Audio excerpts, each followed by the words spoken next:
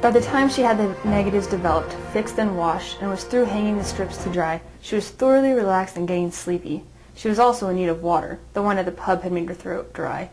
Turning off the safe light, she yanked open the door of the dark room and walked straight into a totally unexpected, brilliant beam of light directed in her eyes. In a split second, her heartbeat went from 76 beats per minute to at least 120. Blinded, disoriented, she tried to retreat, but before she could grab the dark room door to close it, the beam of light went out. In the sudden darkness, a hand grabbed the front of her fleecy robe and pulled her viciously off balance. Something hit her hard on the side of her head as she stumbled against the dark room's door jamb. A pair of hands covered in some kind of gloves reached around her throat, thumbs closing on her windpipe.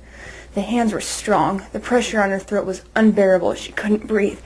Certainly she couldn't yell, always the first method of defense, and there was no weapon at hand, the second choice. Fear was all around her, paralyzing her.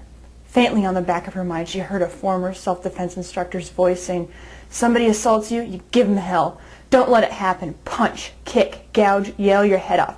Do what you have to do."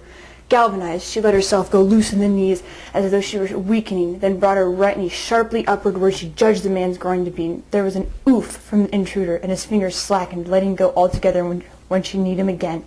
Right on target, she pushed past him, but he recovered quickly and shoved her to one side, knocking her to her knees. Sensing that he was about to kick her, she reached wildly around and managed to grab his leg and yank on it, sending him crashing to the floor. He swore, then reached for her as she were getting up, but she managed to evade his hands and run to her office, spotting the cordless phone by the light on the answering machine.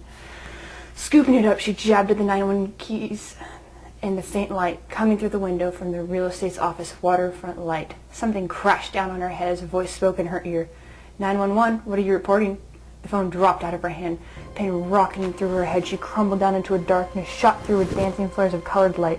Quite suddenly, there was no more light at all.